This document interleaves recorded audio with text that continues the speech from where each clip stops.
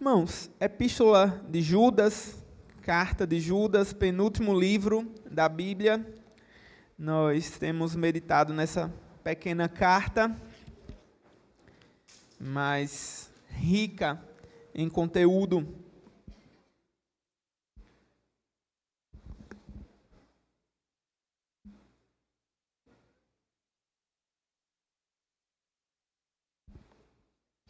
Versículo 8 a 10, irmãos, Judas 8 a 10, diz assim a palavra do Senhor. Do mesmo modo, também esses, quais sonhadores, contaminam a carne, rejeitam a autoridade, insultam os gloriosos seres celestiais. Contudo, nem mesmo o arcanjo Miguel, quando entrou em conflito com o diabo e discutia a respeito do corpo de Moisés, ousou pronunciar sentença difamatória contra ele. Pelo contrário, disse: o Senhor repreenda você. Estes, porém, quanto a tudo o que não entendem, difamam, e quanto a tudo o que compreendem, por instinto natural, como animais irracionais, até nessas coisas se corrompem. Amém. Vamos orar mais uma vez.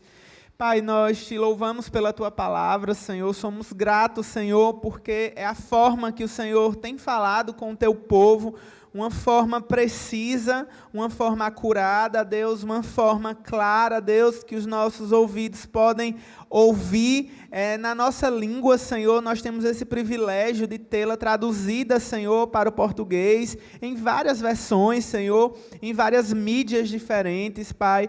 Agora, Senhor, nós te pedimos a graça também, Deus, de que essa palavra, Senhor, esteja inserida, Pai, no nosso coração, Pai, seja gravada no nosso coração, Pai, para que nós possamos usá-la, para que nós possamos vivê-la e praticá-la no nosso dia a dia. É isso que nós te oramos em nome de Jesus. Amém.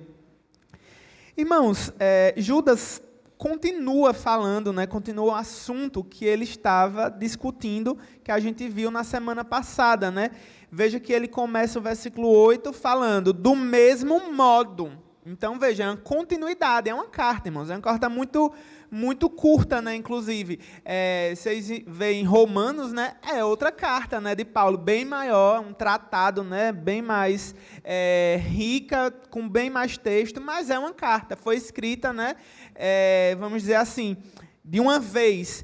E aqui, Judas, então, continuando o que ele estava dizendo antes, ele estava falando sobre 3 exemplos de castigo. Ele estava falando do exemplo dos israelitas no deserto, que foram destruídos, os que não creram.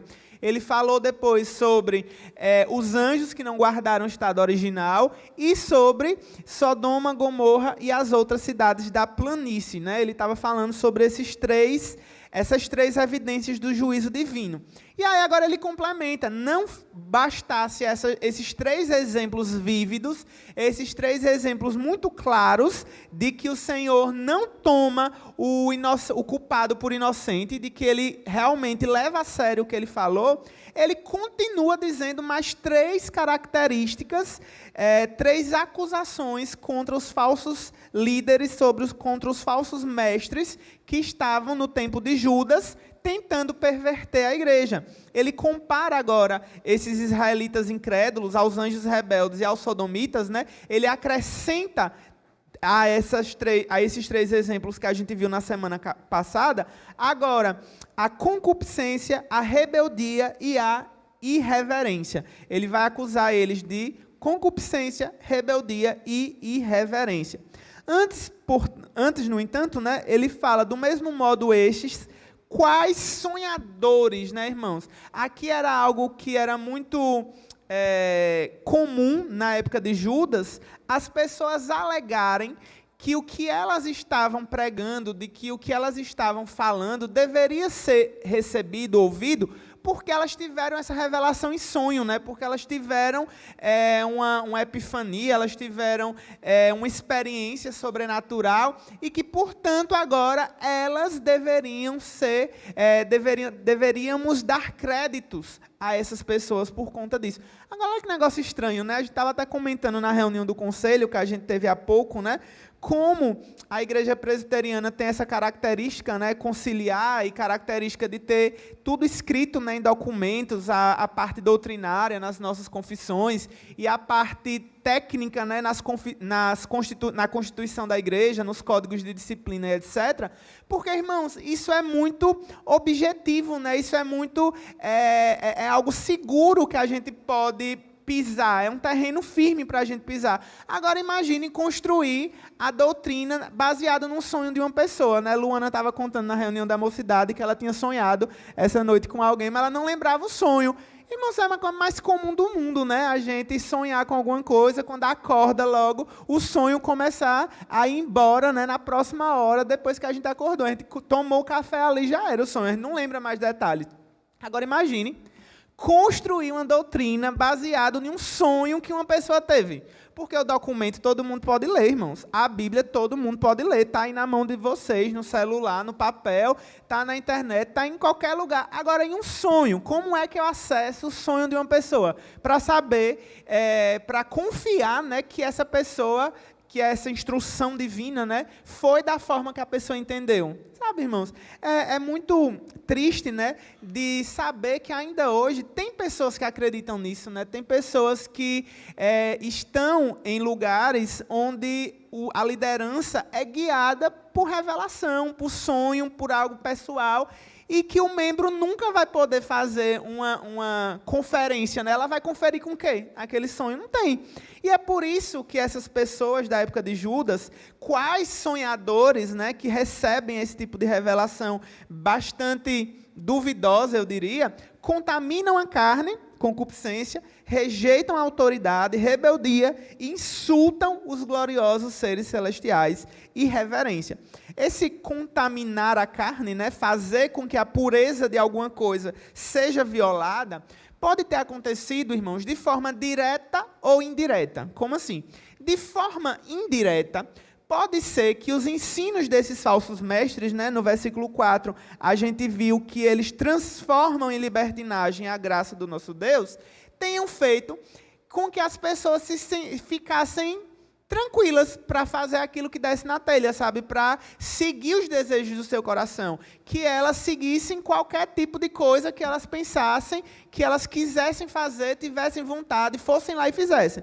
Então, eles podem ter contribuído para essa contaminação da carne de forma indireta e também de forma direta, né? Talvez eles mesmos estivessem vivendo uma vida desregrada, uma vida completamente de excessos, né? Seja lá em que área for.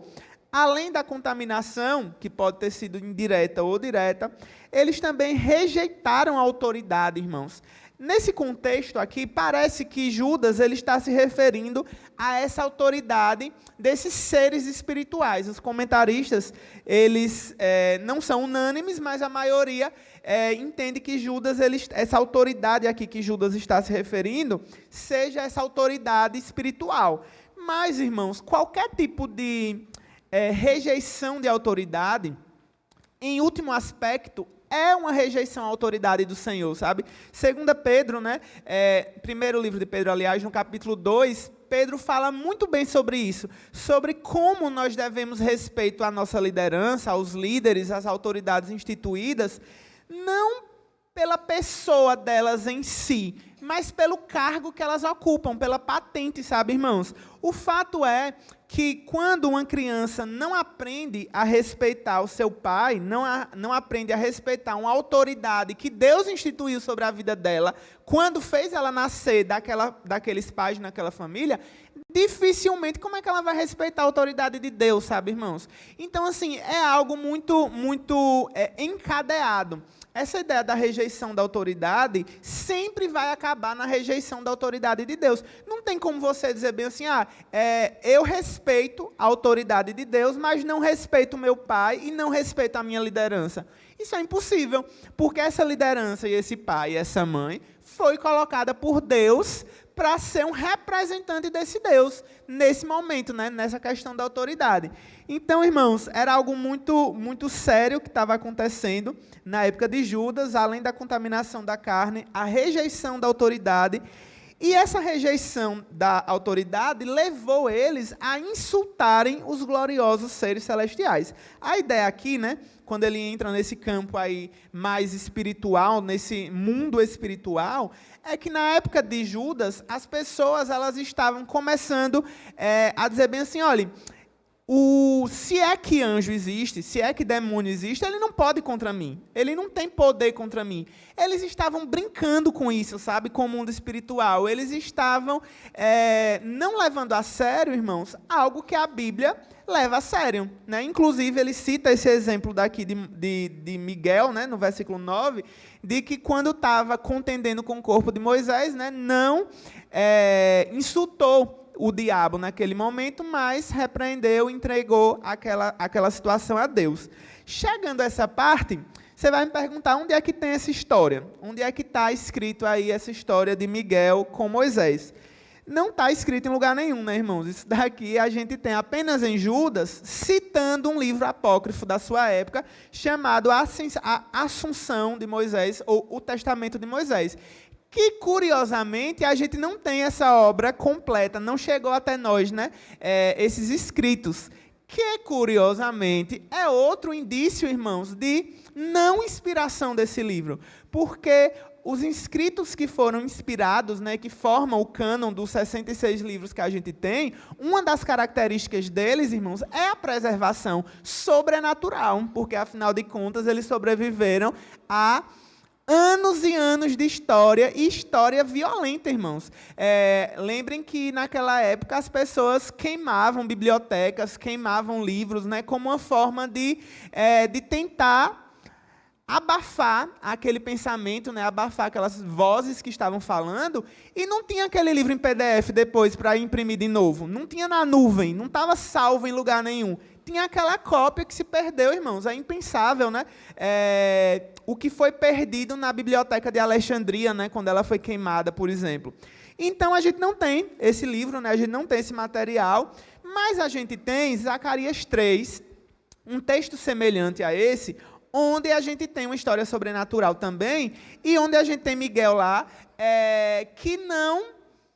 em nenhum momento do texto de Zacarias ele está lá batendo boca com Satanás, sabe? Ele não está lá em nenhum momento difamando e nem fazendo nada parecido do que os líderes de Judas, que Judas está combatendo estavam fazendo. Irmãos, o cenário que Judas pinta é um cenário decadente, sabe? É um cenário de uma decadência espiritual muito grande. Eles são comparados com os israelitas terríveis do deserto, são comparados aos anjos caídos, aos sodomitas. Agora eles estavam sendo lembrados da sua imoralidade, da sua irreverência, da sua falta de submissão às autoridades. E Judas ele está tentando mostrar para os seus leitores que essa decadência não pode ser a realidade do povo de Deus, irmãos. O povo de Deus não pode, de forma nenhuma, aceitar isso daqui. O povo de Deus tem que entender que essa moralidade progressiva dos nossos dias, né, esse pensamento progressista, está de mãos dadas com a surdez da palavra de Deus. Esses movimentos são surdos, irmãos. A palavra de Deus. A sua carta é um apelo emocionante para que as pessoas sejam despertadas na sua integridade moral, na sua humildade intelectual e na sensibilidade espiritual. Judas ele está apelando, ele está implorando para que as pessoas acordem, para que as pessoas vejam como esses líderes estão ensinando e vejam quão absurdo é esse ensino, né? Na semana passada a gente comentou um pouquinho também sobre João falando sobre isso, né? João estabelecendo algumas marcas do ensino verdadeiro e de como a gente diferencia aquilo que é verdadeiro daquilo que não é. Por fim, o versículo 10 é muito interessante, irmãos, esse versículo. Depois medite com mais calma nesse versículo em casa, né? Olha o que é que Judas fala. Esses, quanto a tudo que não entendem, difamam. E quanto a tudo que compreendem por instinto natural, como animais irracionais, até nessas coisas se corrompem. Judas está dizendo o seguinte, olha, o que eles não entendem, eles desprezam, eles difamam. o que eles entendem?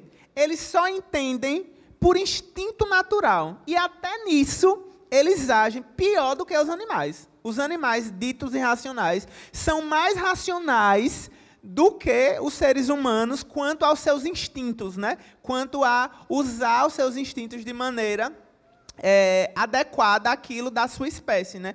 Judas ele está mostrando para esses falsos mestres, né, irmãos, que por eles não entenderem aquilo que a palavra de Deus fala, eles estavam difamando essa palavra. E a Bíblia é muito clara, né, a dizer que a mente que não é espiritual não consegue entender as coisas espirituais, irmãos. É isso que Paulo fala na primeira carta aos Coríntios, né? E Judas fala justamente que eles não têm o espírito.